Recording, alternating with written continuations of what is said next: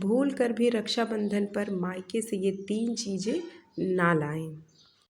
तो आपको इस रक्षाबंधन पर मायके से क्या क्या नहीं लाना है, क्योंकि जब जब भी बेटियां मायके जाती हैं तो कुछ ना कुछ लेकर ही आती है, लेकिन कुछ चीज़ें हैं जो आपको नहीं लानी चाहिए। विवाह के बाद एक औरत की ज़िंदगी पूरी तरह बदल जाती है। जहाँ पर वो खेल कूद कर बड़ी होती है, विवाह के बाद वही घर हमेशा के लिए पराया हो जाता है। और विवाह के बाद विदाई के समय हर माँ बाप अपनी बेटी को बहुत सारी चीज़ें देते हैं, और यह सिलसिला यही नहीं रुकता। इसके बाद जब भी बेटियाँ मायके आती हैं और फिर ससुराल जाने के लिए तैयार होती हैं, तब माता पिता जो होते हैं अपनी बेटियों को बहुत सारी चीज़ें देते हैं। तो रक्षाबंधन पर भी ये रिवाज है कि जितनी भी बेटियां वो अपने मायके जाती है और जब वापस आती है ससुराल के लिए, तो माता पिता उनके साथ बहुत सारी चीज़ें देते हैं। लेकिन आप क्या जानते हैं कि ऐसी कुछ चीज़ें हैं जो आपको मायके से नहीं लेके आनी चाहिए, नहीं तो उसका असर आपके ससुराल पर भी पड़ सकता है, क्योंकि वो चीज़ों को शुभ नहीं माना जाता है।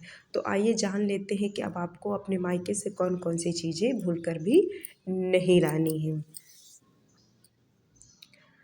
तो विवाहित महिलाएं जब भी मायके से ससुराल आती है तो माता पिता बहुत सारी चीज़ें देती हैं। उनमें खाने पाने वाली चीज़ें अधिकतर, और कपड़े गहने या नगद पैसे या बहुत सारी चीज़ें होती है, जैसे कि चावल आटा मिठाई या नमकीन पापड़ अचार, बहुत सारी चीज़ें देते हैं।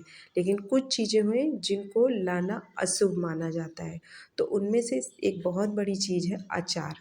अचार लगभग सभी महिलाएं अपने मायके से ससुराल लेकर जाती हैं, लेकिन ऐसा नहीं करना चाहिए। इसको अशुभ माना गया है। तो जान लेते हैं क्यों इसे अशुभ माना जाता है।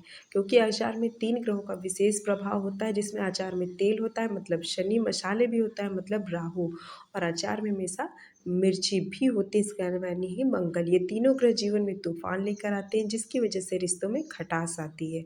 तो यदि आप चाहते हैं आपके बेटी का जीवन सुखी और खुशियों से भरपूर है, तो अपनी बेटी को ससुराल जाते समय आप अचार बिल्कुल भी भूल कर ना दें। इसके अलावा सिर्फ अचार ही नहीं, बल्कि ऐसी बहुत सारी चीज़ें हैं जिनको आपको नहीं देना चाहिए, जैसे कि कोई भी कांच का सामान, नमक है, चाकू है, नींबू है, गैस चूल्हा है, तवा है, लोहे की चीज़ें हैं। इन सब चीज़ों को बेटी के ससुराल भेजना अशुभ माना गया है। जैसे कि चूल्हा अगर आप देते हैं तो ये मान लेते हैं कि आपने अपनी बेटी की रसोई पहले ही अलग कर दी है। चाकू, सुई, धागा, ये खट्टी चीज़ें हुई या फिर नुकीली धारदार चीज़ें हुई, जैसे सुई हमने मान लिया तो कि मतलब उसे एक अलगाव या टकरार की चीज़ों का प्रतीक मान लेते हैं। तो इस तरीके की चीज़ें या काँच की चीज़ें, उनको भी एक दरार का प्रतीक मान लेते हैं। तो इस तरीके की चीज़ें आपको अपने बेटी की ससुराल जाते समय नहीं देनी चाहिए। तो इसीलिए इस रक्षाबंधन पर भी आप जब अपने मायके जाए तो वहाँ से वापस आते समय इस तरीके की अचार, कांच, सुई, चाकू, इस तरीके की चीज़ों को बिल्कुल भी ना लेकर आएँ।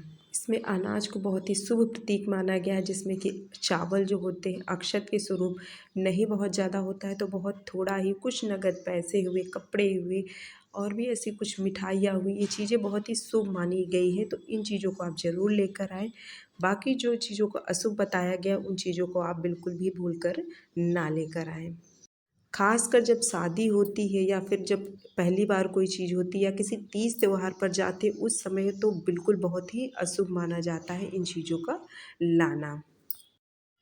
तो इसीलिए इस बार भी आप रक्षाबंधन के समय इन चीज़ों को भूलकर भी ना लाएँ। उम्मीद है जानकारी पसंद आई होगी तो लाइक सब्सक्राइब कीजिएगा। मिलते हैं नेक्स्ट वीडियो में।